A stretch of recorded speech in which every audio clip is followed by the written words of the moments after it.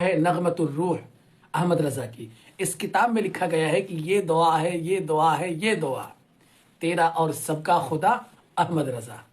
اتنی بڑی گستاخی ہے. وہابیوں، دیوبندیوں، تبلیغیوں کے پیشواؤں نے، مولوی تھانوی، گنگوہی، نانوتوی وغیرہ نے اللہ اور اس کے رسول کی شان میں جو کچھ گستاخیاں کی، چاہیے تو یہ تھا کہ اگر تمہارے اندر حقانیت تھی تو تم اپنے پیشواؤں کی عبارت پڑھ کے لوگوں کو بتاتے، اس کا صحیح معنی تم کہتے ہو کہ غلط مطلب دیا گیا وہ سمجھاتے.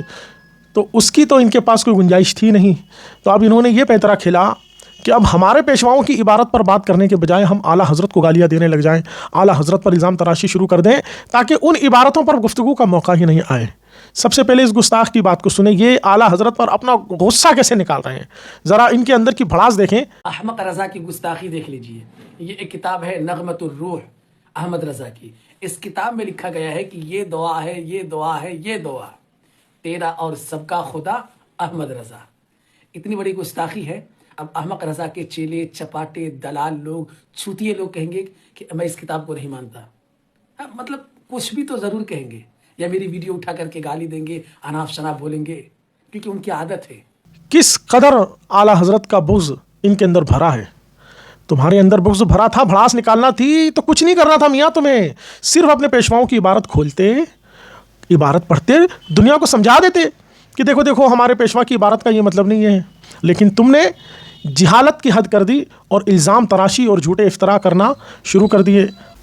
سب سے پہلے اس کا یہ جھوٹ دیکھیے کیا کہہ رہا ہے. یہ کتاب ہے احمد رضا کی، سنیں آپ. یہ ایک کتاب ہے نغمت الروح احمد رضا کی. احمد رضا کی اس کتاب کے بالکل ٹائٹل پر سب سے اوپر ہی لکھا ہوا ہے کہ اعلیٰ حضرت امام اہل سنت کی مدح میں بعض اہل محبت کے جذبات کو جمع کیا گیا ہے. اور یہ کیا کہہ رہے ہیں، اعلیٰ حضرت نے ایسا لکھا ہے. یہ ان کا کتنا بڑا جھوٹ ہے. اور سنیوں کو کہتے ہیں کہ ہمارے پیشواؤں کی طرف جھوٹ منسوب کر دیا. یہ ان کا حال ہے کہ پوری کی پوری کتاب اعلیٰ حضرت کے نام سے جھوٹ منسوب کر رہے ہیں کہ اعلیٰ حضرت نے کتاب لکھی ہے. اب اس نے سنیوں پر جو الزام رکھا کہ تم اعلیٰ حضرت کو خدا کہہ رہے ہو، دنیا کو بتا رہا ہے کہ دیکھو یہ بریلوی اعلیٰ حضرت کو خدا کہتے ہیں. استغفر اللہ.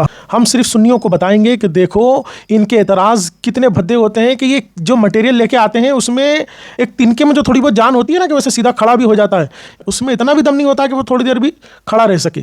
آپ کو اس میں کرنا صرف یہ ہے کہ اس کا اگلا شعر پڑھ لیں اور اس کا اگلا شعر پڑھ لیں، بس 2 شعر آپ اور ملا کے پڑھ لیں گے، بات خود بخود سمجھ میں آ جائے گی. ہم یہاں یہ بھی نہیں کہیں گے کہ اس کا یہ مطلب ہے وہ مطلب ہے، کچھ بولنے کی ضرورت ہی نہیں ہے، بات بالکل صاف لکھی ہوئی ہے. ایک چھوٹا سا طالب علم بھی اس کو پڑھے گا تو سمجھ جائے گا، مگر جن کے دلوں میں گندگی بھری ہوتی ہے وہ ایسے ہی کام کرتے ہیں. اب دیکھیں یہ کتاب ہے نغمت الروح اور اس میں یہ شعر لکھا ہوا ہے. شاعر اعلیٰ حضرت امام اہل سنت سے کہہ رہا ہے، یہ دعا ہے، یہ دعا ہے، یہ دعا تیرا اور سب کا خدا احمد رضا تیری نسل پاک سے پیدا کرے کوئی ہم رتبہ تیرا احمد رضا، جو مدد فرمائے دین پاک کی جیسی تو نے کی شاہ احمد رضا. دیکھا سنیو، میرا خیال ہے آپ لوگوں کو سمجھ میں آ گیا ہوگا کہ شاعر اس میں اعلیٰ حضرت کو خدا کہہ رہا ہے یا اعلیٰ حضرت کو مخاطب کر کے خدا سے دعا کر رہا ہے. لیکن ان بدبختوں دیوبندیوں کے پاس کچھ بھی نہیں ہے مٹیریل. یہ صرف اپنے پیشواؤں کی عبارتوں پر پردہ ڈالنے کے لیے اس طرح کا چورن لے کر آتے ہیں جن کی کوئی وقت و حیثیت نہیں. ہم نے جس طرح سے کتاب کھول کے پڑھ کے بتا دیا، دیوبندی بڑا کودتے ہیں ہمارے پیشواؤں کی عبارت آدھی پڑھی ادھوری پڑھی، ایسا پڑھا ویسا پڑھا، غلط مطلب نکالا.